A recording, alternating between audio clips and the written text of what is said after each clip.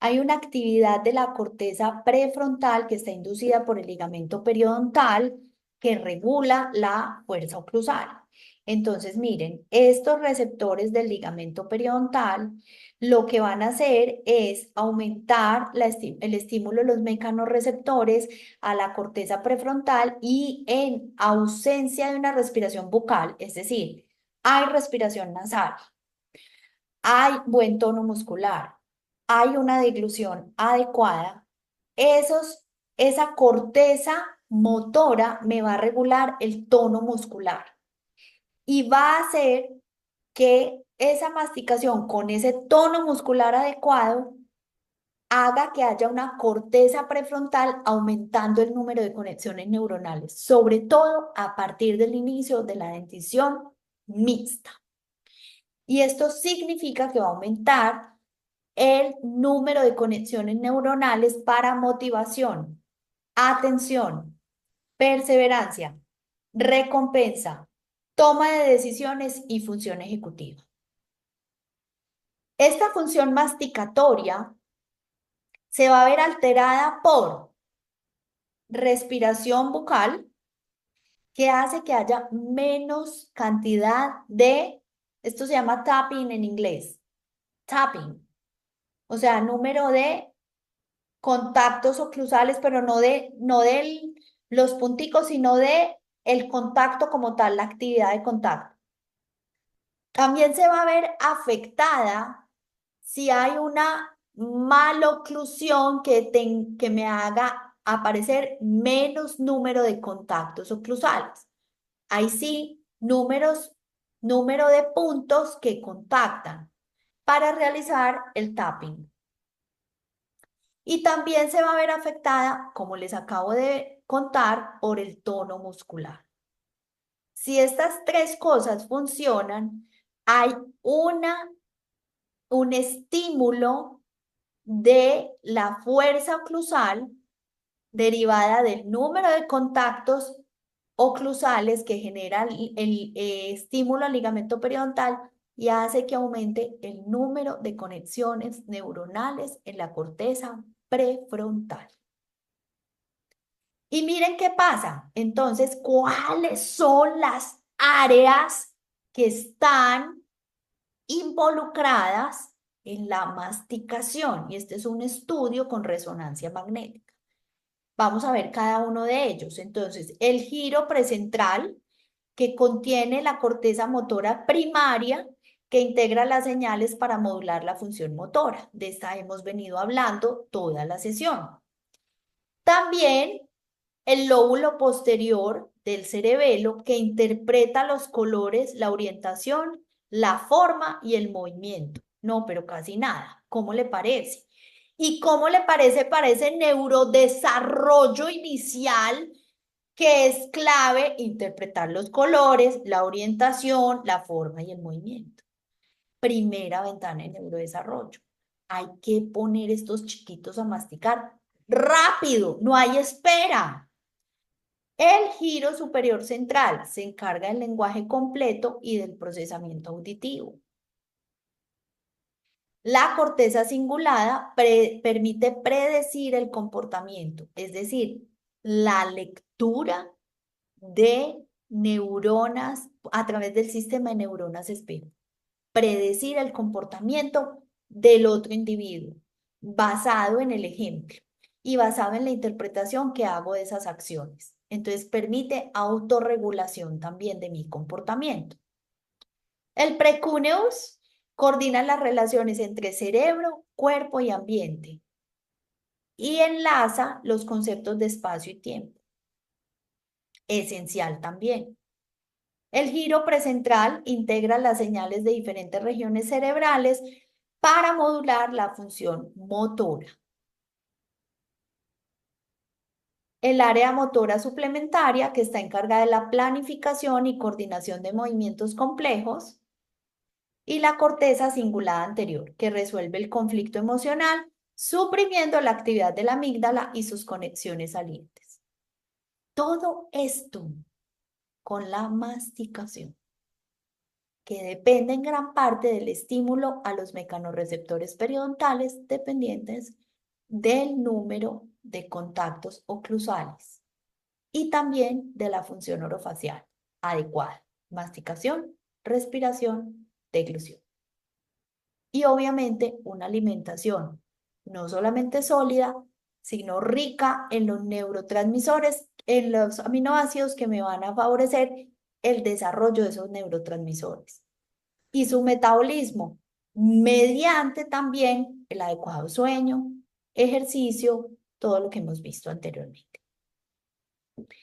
¿Qué pasa aquí? Entonces, tenemos cuando hay una buena función masticatoria, porque la masticación es una fuente de estimulación sensorial maravillosa. Entonces, cuando yo tengo una masticación adecuada, voy a estar en un estrés, es decir, hay estrés, el estrés no es negativo, acuérdense que hay positivo, estrés positivo, y el solo hecho de masticar aumenta la frecuencia cardíaca, respiratoria, etcétera, y la ayuda a regular también.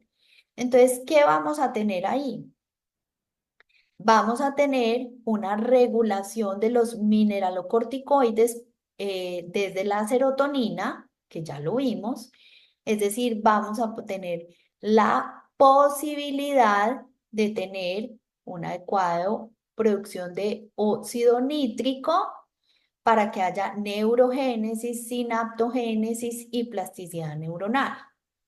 Pero cuando esa masticación es disfuncional, lo que vamos a tener es que haya glucocorticoides en el hipocampo. Y el hipocampo es la estructura por excelencia de la memoria.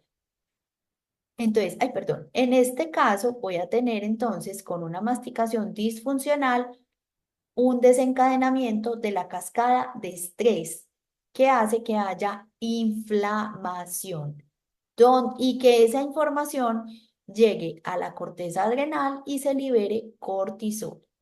Por lo tanto, va a haber alteración en la formación del hipocampo, que es la estructura por excelencia de la memoria.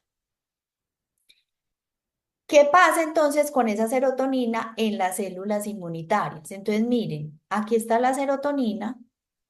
Esa serotonina va a hacer acción sobre los macrófagos para que se estimule los linfocitos T, también sobre los neutrófilos, para que lleguen a hacer fagocitosis de las bacterias, sobre los linfocitos para que liberen interleuquinas, sobre los eosinófilos para que aumenten la respuesta al estrés, sobre los basófilos y los mastocitos para que haya secreción en situaciones de edema, sobre las células endoteliales para que haya mayor quimiotaxis de los linfocitos T y que haya edema temprano y pueda haber integridad intercelular.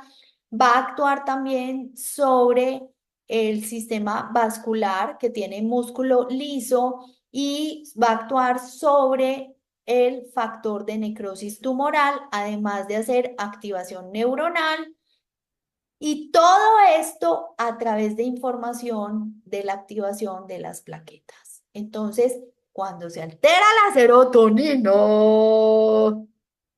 se puede afectar el sistema inmunitario crónicamente. No es que si bajó la serotonina hoy porque yo estoy triste, mañana me enfermo. Pero a ustedes les ha pasado que tenemos un estrés crónico que va aumentando, que va aumentando, que va aumentando y al cabo de unos días me enfermo. ¿Por qué? Porque baja la serotonina y se altera todo este sistema inmunitario. Y cuando eso pasa, por ejemplo, en el bruxismo, que es harina de otro costal, esto lo hablamos muy bien en bruxismo en niños 360 grados y en bruxismo protector o alarma, pero hay una alta relación de ese bruxismo con serotonina.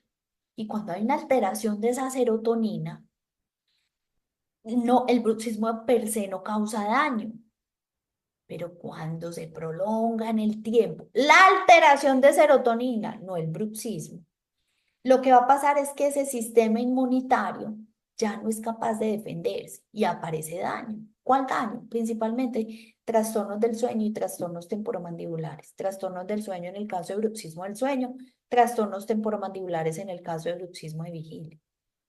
Pero si esto no persiste en el tiempo, no tiene por qué alterarse el sistema inmunitario. ¿Listo? Ahora, los mecanismos neurológicos y hormonales relacionados con la oclusión. Entonces, fíjense que aquí vamos a hablar de cosas interesantísimas, porque hay unos indicadores biológicos prepuberales del crecimiento mandibular. ¿Cuáles?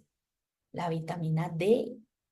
Que les voy a decir una cosa, hace mucho rato dejó de considerarse una vitamina, se sigue llamando vitamina, pero en realidad hoy la llamamos hormona por la cantidad de funciones que tiene y la importancia de esas funciones.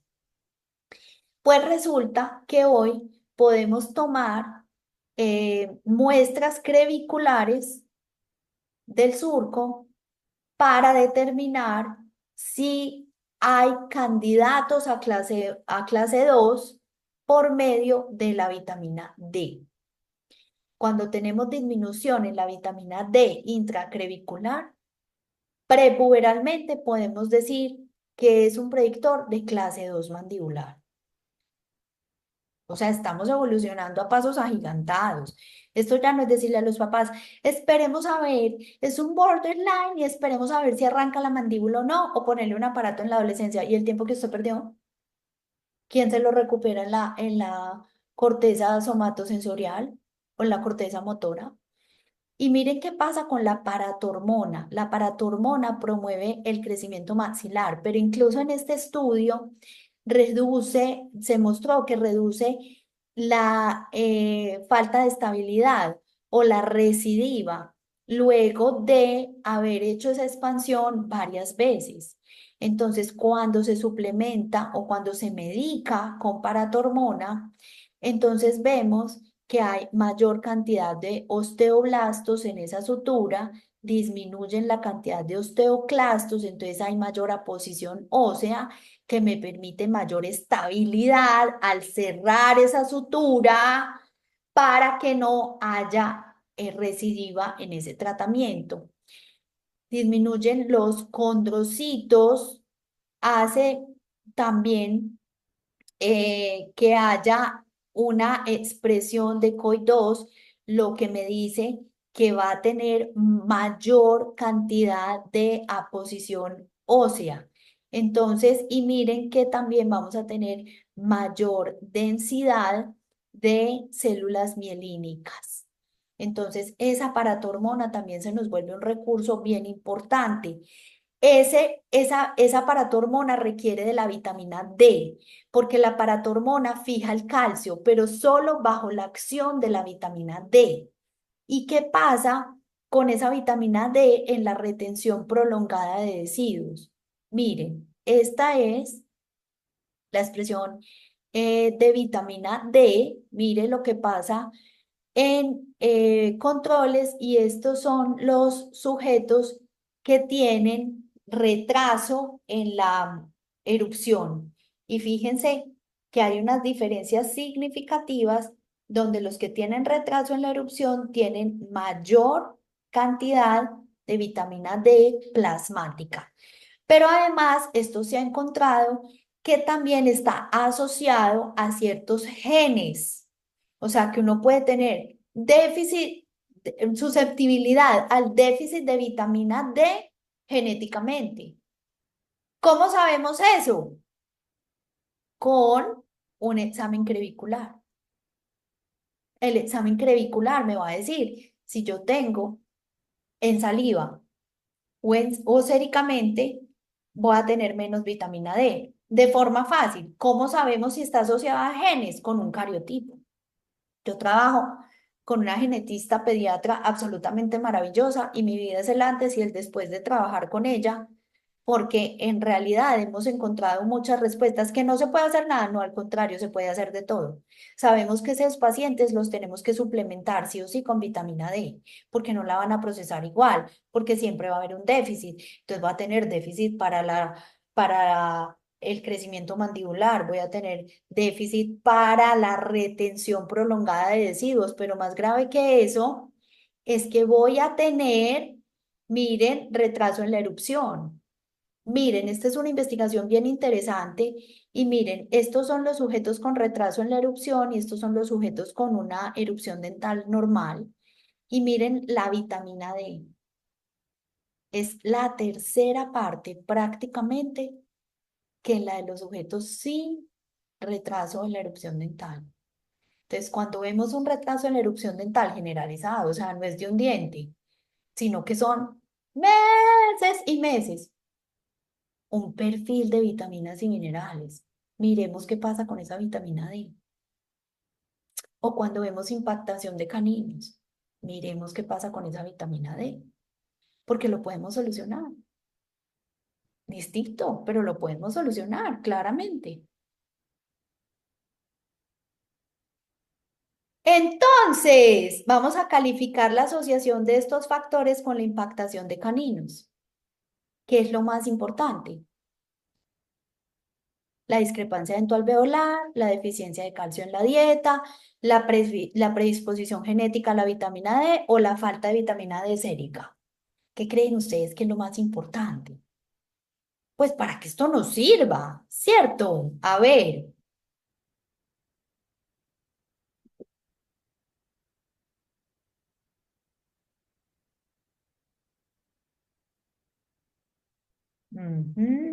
Tenemos una respuesta.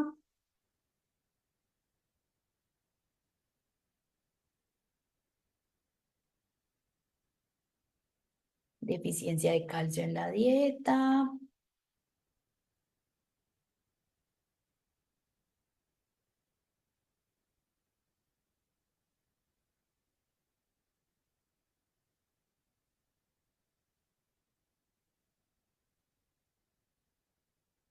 Deficiencia de vitamina D sérica. Puede ser, sí, muy bien. Predisposición genética a la vitamina D, deficiencia de calcio en la dieta y discrepancia dentoalveolar. Y yo quiero que ustedes me cuenten cuando llega un paciente con impactación de caninos, ¿qué es lo primero que miran? La falta de vitamina D sérica. No, cierto, la discrepancia dentoalveolar.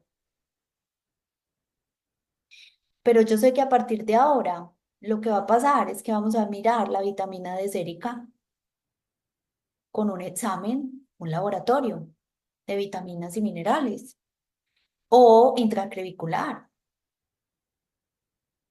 Empezar a trabajar desde la base, desde la base. Que yo estoy diciendo que no hay que corregir esto, no, Claudia no está diciendo que no hay que corregir esto, obvio hay que corregirlo. Pero vemos muchos pacientes que uno no tiene una discrepancia dentoalveolar franca o que lleva años trabajando en ella. Ya hice expansión, ya hice una cosa, ya hice ortopedia, ya hice la otra y aún así los caninos están impactados. ¿Qué tal si yo hubiera sabido eso desde la dentición decidua y empiezo a tener un adecuado trabajo con esa vitamina D? Actividad outdoor, es decir, actividad física con naturaleza, con sol, dieta rica en vitamina D, eh, o incluso si hay déficit sérico, suplementación con vitamina D. ¿Qué hubiera pasado? ¿Cierto?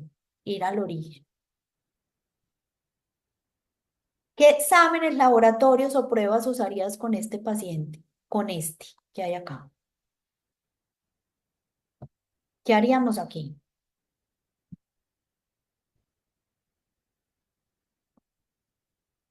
¿Qué harían ustedes acá?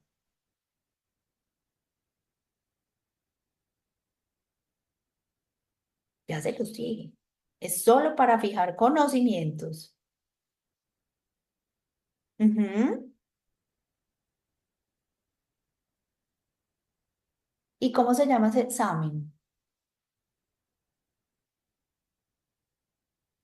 ¿Cómo se llama ese examen?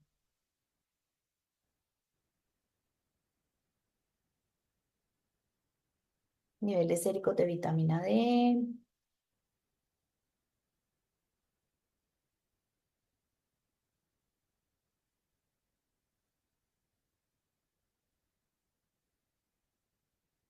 ¿Qué más?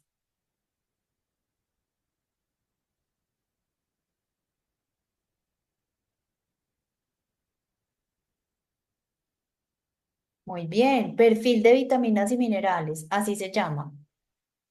Perfil de vitaminas y minerales.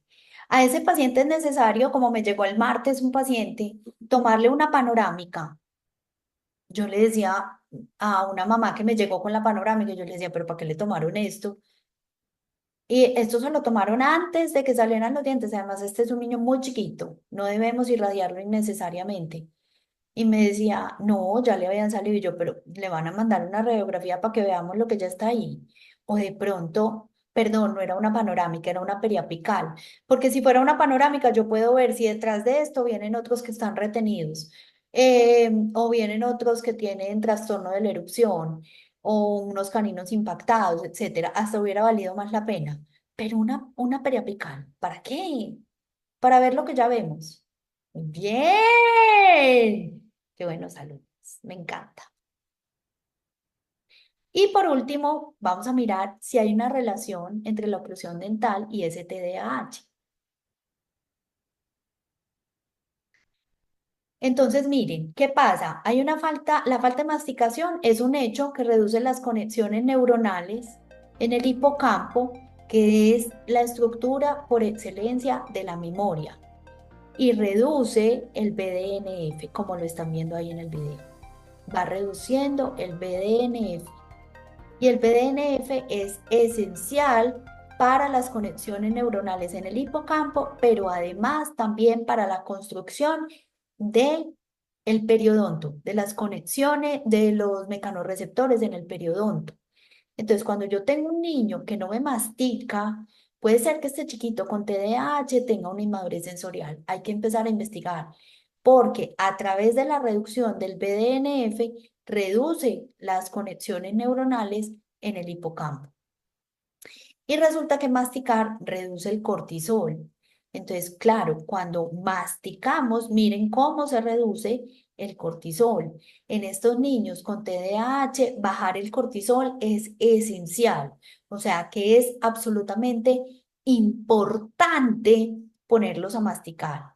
Pero realmente hay muy pocas investigaciones, muy pocas que relacionen TDAH con oclusión. Esta es una de ellas que está muy bien hecha y lo que muestran es que solamente esta medida, que es en la distancia intercanina, es la única que encontraron reducida, bastante por cierto, en el grupo con TDAH, pero incluso no es tanto si yo lo miro versus el grupo control. Sí hay diferencias significativas, pero clínicamente están, digamos, la diferencia no es tanta. Pero lo que esto me dice es que hay seguramente una alteración en el tamaño, en el volumen nasal y que hay una disminución de la respiración nasal. Y eso sí me puede estar alterando bastante la atención y obviamente generar un sueño no reparador que puede aumentar los síntomas de TDAH. No producir el TDAH, pero aumentar los síntomas. Entonces, en un paciente que presente TDAH y hay alto consumo de bebidas colas, ya lo vimos, puede faltar memoria ejecutiva por disminución del tono muscular, por afección de la interocepción, disminución de la propiocepción por falta de contacto cruzado. Miren que aquí estamos correlacionando todo. Me interesa mucho que no miremos las islas, sino que unamos las islas. A ver qué pasa.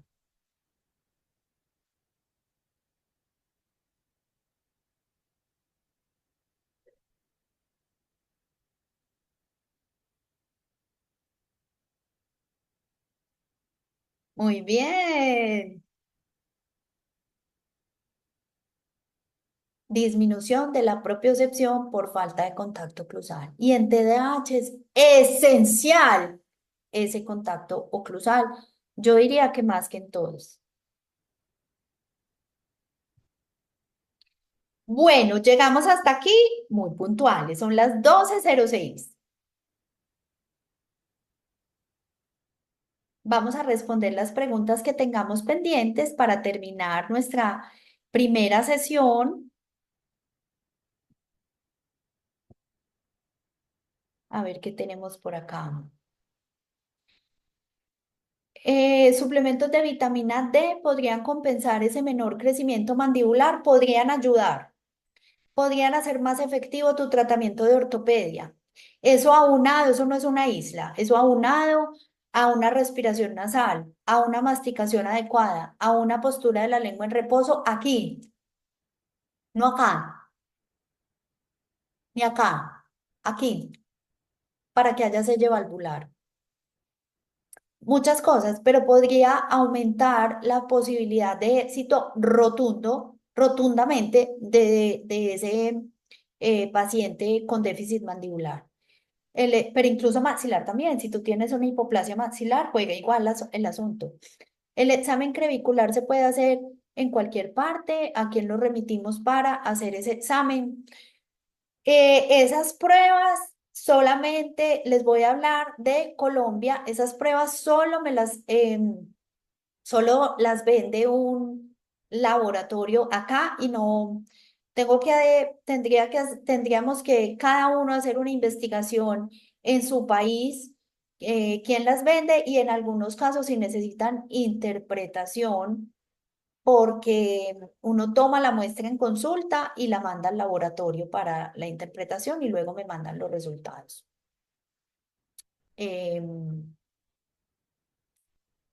en estos casos se sugiere que la madre gestante se encuentre bien en sus niveles de vitamina D, claro, obvio, porque es absolutamente esencial para un adecuado desarrollo óseo del bebé y también el bebé o el niño, sobre todo si tú tienes un paciente con un déficit mandibular, con un trastorno de la erupción dental, con impactación de caninos, ya lo hacemos directamente en el paciente.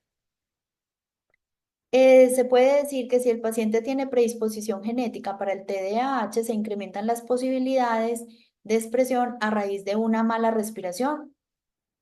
Absolutamente. Incluso hay muchos pacientes con falso positivo de TDAH porque tienen un trastorno y los veo en mi consulta todos los días. Todos los niños con TDAH tienen alteración respiratoria, ronquido, no. Pero si hay TDAH, estas situaciones lo agravan y lo agravan en serio. Y muchos pacientes con un sueño no reparador por una respiración bucal hacen síntomas de TDAH sin tenerlo. Ay, qué lindo, yo siempre me quedo con ganas de más y los sesos volados. Ay, qué hermosura, gracias. En una paciente con deficiencia de vitamina D, está relacionado con la osteoporosis y estaría relacionado con el tipo de desgaste que nos mostró a nivel de los cóndilos. Podría pasar, sí, es un hecho. Podría pasar que hubiera alteración articular. No es en todos los casos, pero podría pasar. Bueno, ya veo que no tenemos más preguntas de esta parte. Les agradezco infinito estar aquí todo este tiempo aprendiendo, cambiando el modus operandi del cerebro, saliendo de la boca, escuchando la boca que habla. Si quieren abrir el micrófono, este es el momento. Lo pueden abrir, contarme opiniones, más preguntas, comentarios. Cuéntenme.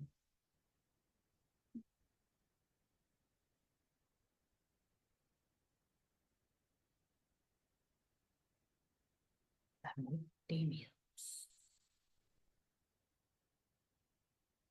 ¿No? Ah, bueno. A ver, yo veo por acá. Ay, sí, tienes toda la razón. Deme un segundito. Porque Ya sí. Hola, doctora. Soy la enfadosa que ha estado preguntando todo el rato. Pero de verdad, Maravilloso, me encanta. Además, unas preguntas fantásticas. gracias, súper agradecida porque la verdad es que soy una odontopediatra que ha vivido exactamente todo esto. Estoy diagnosticada con déficit de atención, he tenido alergias, he llevado una cirugía bimaxilar a mis 33 años, mucha ortodoncia, extracción de premolares, cantidad de caries durante la infancia, nicturia, todo, de verdad que soy ese caso del libro que por eso a mí cada vez que la escucho me vuela la cabeza porque no puedo permitir que mis pacientes atraviesen por esta misma experiencia que yo. No, pero esto me llena de mucha emoción. O sea, mejor dicho, hubiéramos sacado tus ayudas diagnósticas para mostrar el caso. Sí. No, por eso me Es que interesa hagamos demasiado, el la verdad. estudio longitudinal. Sí. Te agradezco mucho, de verdad, doctora. Estoy encantada de aprender de usted y estoy esperando con ansias que sea mañana. Bueno, qué emoción. Además que yo quiero enfatizarles que son cosas sencillas. O sea, es que mandar un perfil de vitaminas y minerales no es nada del otro mundo. O sea, Sí, nosotros como personal de salud deberíamos estar preparados para mandar todos los laboratorios que necesitemos como lo hace el médico. exacto. Y de verdad que la información que nos da es completamente relevante. Entonces uno dice, Dios mío, pero no, con este déficit de vitamina D y yo es que haciendo ortopedia, ¿a qué horas? O sea, no, no va a mejorar, es que es un hecho que no va a mejorar, este hueso no tiene cómo crecer, ¿sí me Ok. entiendes? Entonces, Y, y en uno, algún momento, perdón, dime, doctor, en algún momento habrá como, eh, por lo menos, digo, no me da pena admitirlo, pero nunca he suplementado a un paciente y menos pediátrico, entonces no sabría cómo resolver, o sea, si me encuentro con una deficiencia, ¿cómo sabría yo cómo ay, estar dosificando? eso que tú dices es muy importante, pero lo más importante es que nunca empezamos por la suplementación, Ok, siempre empezamos por dieta. alimentación, perfecto. Y recomendar una dieta rica en vitamina D debería ser una acción rutinaria. Va, Pues en entonces, es vitamina D, en remitir tirosina, entonces en a nutriólogo triptófano. pediatra en este caso, ¿no? Dime, Entonces, en este caso es remitir a nutriólogo yo lo pediatra. hago en Ok, consulta, perfecto. porque es que bajarle al azúcar o sea, debería ser de todos, ¿me entiendes? Lo que quiero decir es, no tengo un paciente extraordinario. A ese paciente yo le tengo que reducir el azúcar por muchas razones, por la caries dental, por el bruxismo, por la obesidad, porque no me van a funcionar, no se van a absorber tirosina y triptófano, entonces yo no voy a tener dopamina y serotonina, porque tengo que reducir la posibilidad de desgaste dental erosivo. Por mil razones, yo tengo que bajarle el azúcar. Yo lo voy a remitir donde el nutriólogo a que le baje el azúcar. Mm, ok, Pues imagínate, yo tendría que remitir todos los pacientes que llegan donde mí, un 60, un bien, 95%. bien. Paso uno. Paso dos, detrás de eso vamos a incrementar el consumo de estos alimentos. De pescados azules, de frutos secos, de brócoli, de cacao, de aguacate, ¿cierto? Y si yo veo que la situación es muy severa, siempre me apoyo de mi equipo transdisciplinario y ellos de mí. Pero todos los pacientes que llegan van remitidos a nutriólogo, la respuesta es no. Van remitidos a nutriólogo con exámenes de vitaminas y minerales y antecedente de no cambio de dieta, o sea, no lo logré, o sea, no fue suficiente que yo cambiara, bajara el azúcar y aumentara el consumo de vitamina D, de tirosina, de triptófano para que esos laboratorios cambiaran. ¿Qué más voy a hacer? Y yo en ese momento voy a nutriólogo y voy a endocrino, porque es posible que no se me esté reabsorbiendo porque tengo un trastorno endocrino y voy a genetista para cariotipo, porque puede ser que tenga una alteración genética para la metabolismo de la vitamina D. pero no todos los pacientes, porque tú no puedes poner el 100% de tus pacientes a andar por todos los profesionales. No son todos, pero sí un porcentaje grande lo remitimos. Sin embargo, esa aproximación inicial con dieta que no va a tener ningún efecto secundario, lo hago yo en consulta. Perfecto. Gracias, doctora. Bueno, voy a quitar esto aquí un momentico para que no me quede. Entonces, damos por terminada esta primera sesión. Les mando un abrazo gigante. Gracias por estar aquí con nosotros aprendiendo y saliendo de la boca y escuchando a la boca y para que podamos hacer las cosas de manera distinta. Un abrazo grande. Chao, chao.